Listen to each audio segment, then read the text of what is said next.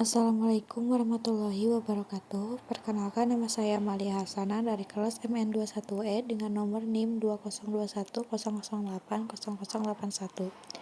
Baik, di sini saya akan mempresentasikan kembali materi mata kuliah akuntansi manajemen, di mana topik judul kita untuk kali ini adalah pelaporan segmen evaluasi pusat investasi dan transfer pricing. Untuk materi pembahasan yang pertama itu ada mengenai pelaporan segmen. Yang pertama adalah pengertian laporan keuangan segmen. Pelaporan keuangan segmen adalah pelaporan yang menyediakan informasi peluang investasi, resiko, potensi pertumbuhan dari perusahaan yang terdiverifikasi.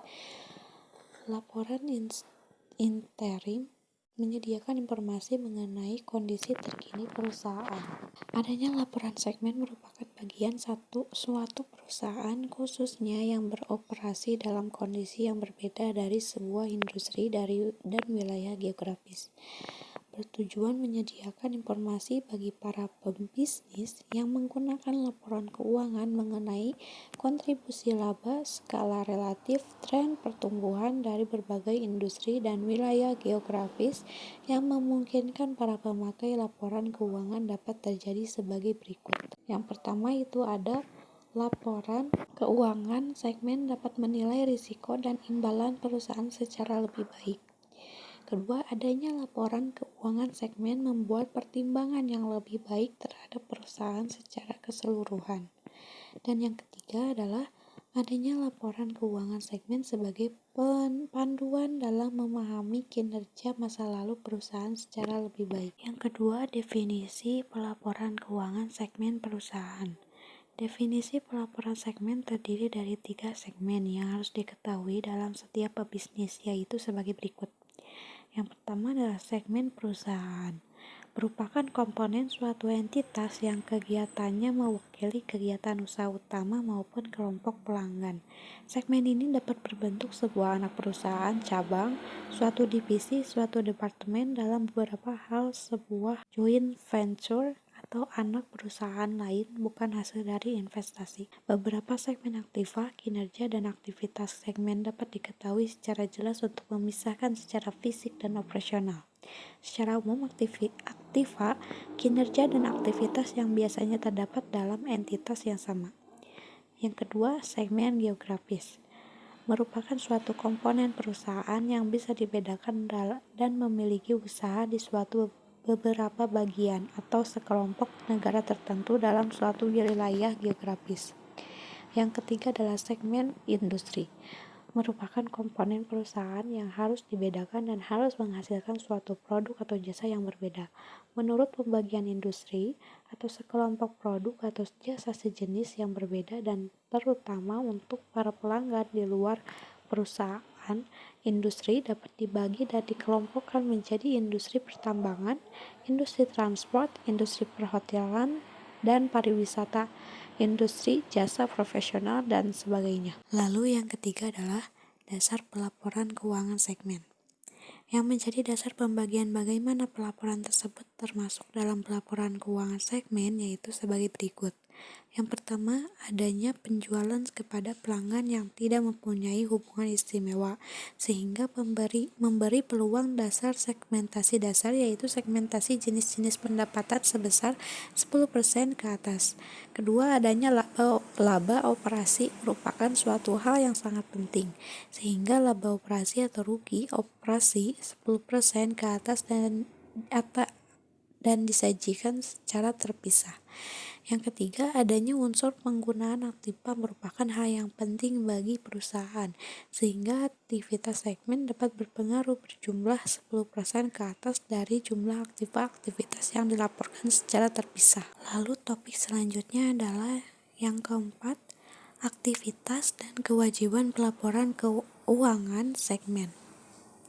Untuk menjelaskan unsur aktiva segmen dalam memberikan indikasi penggunaan sumber daya dapat mencapai hasil operasi segmen.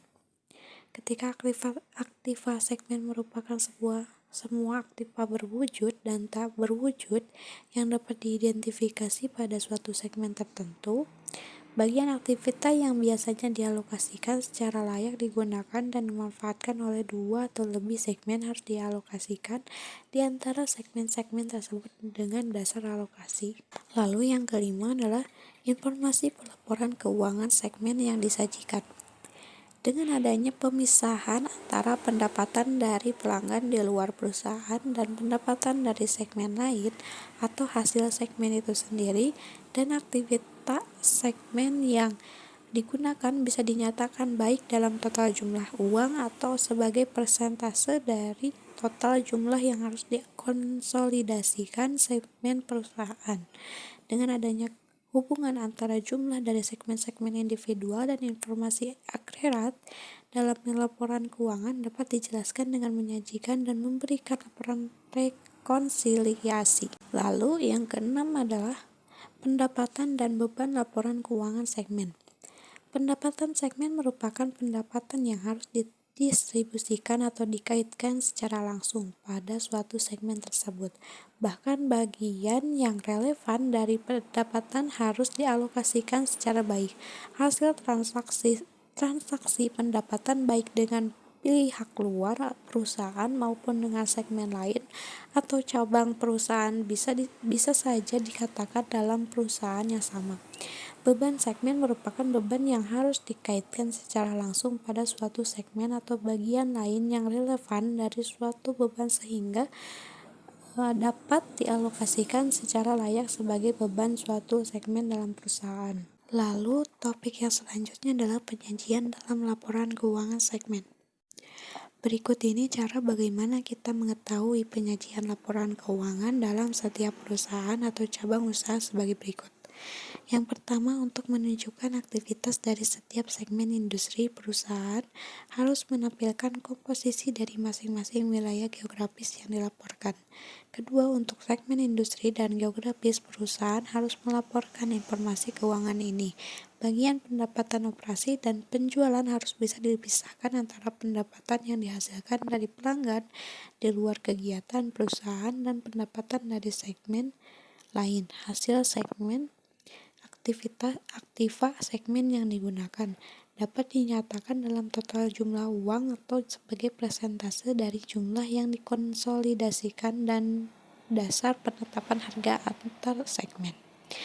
Dan yang ketiga, menyajikan rekonsiliasi antara informasi segmen-segmen individual perusahaan harus memberikan informasi keseluruhan dalam laporan keuangan.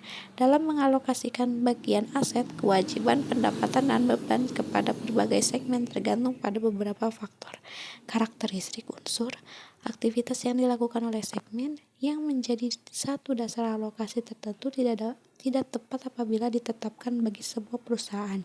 Begitu juga jika tidak tepat apabila bagian unsur aset, kewajiban, pendapatan, dan beban yang secara bersama berkaitan dengan dua segmen atau lebih yang dapat dipaksakan alokasinya. Maka dasar alokasi tersebut akan sulit dipahami. Sehingga dari suatu pendapatan segmen, beban segmen, aset segmen, dan kewajiban segmen saling berkaitan dan alokasi dari unsur-unsur tersebut harus dilakukan secara konsisten. Dengan adanya laporan keuangan, maka perusahaan dapat menentukan unsur aset, kewajiban, pendapatan, dan beban secara pasti yang akan diterapkan pada suatu segmen perusahaan, industri, dan jasa.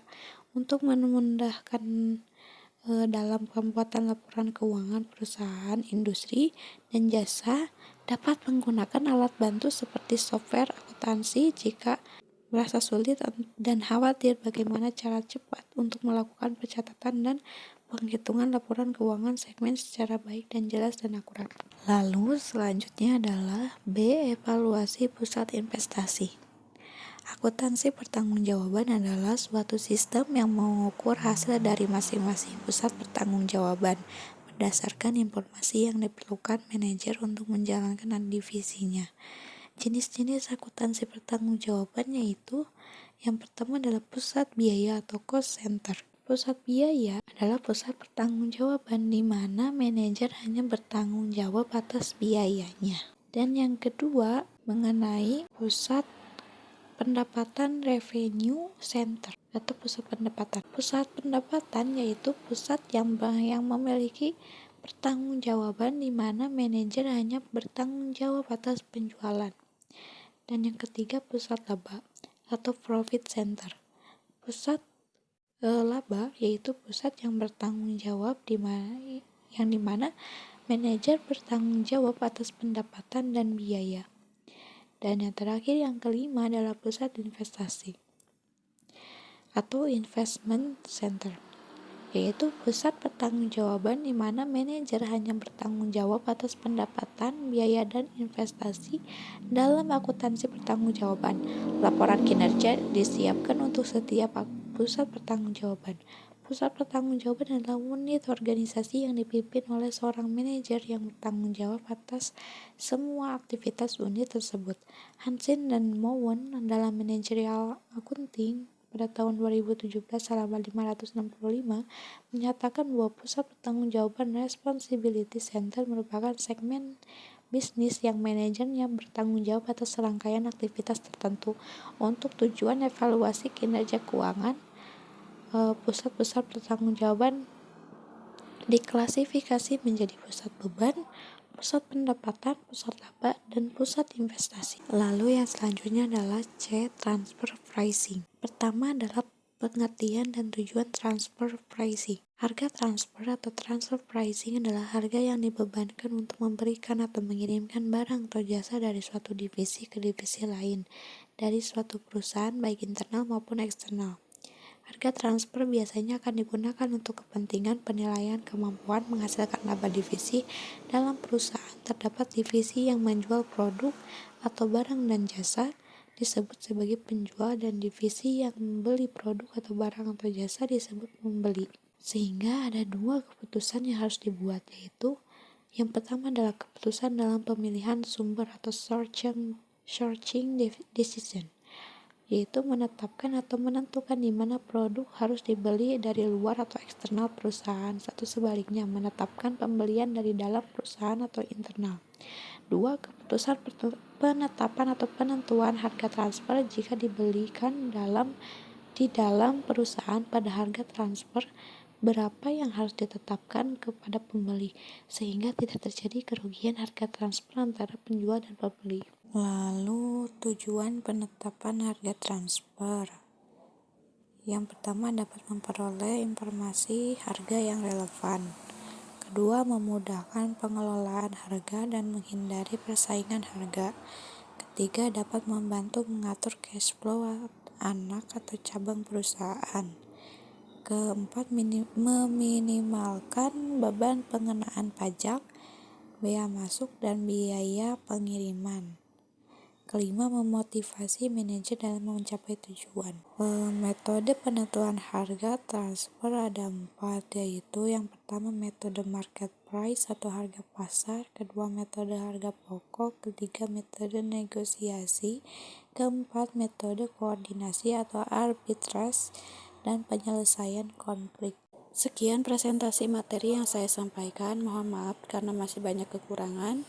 Terima kasih. Wabillahi taufiq wal hidayah. Wassalamualaikum warahmatullahi wabarakatuh.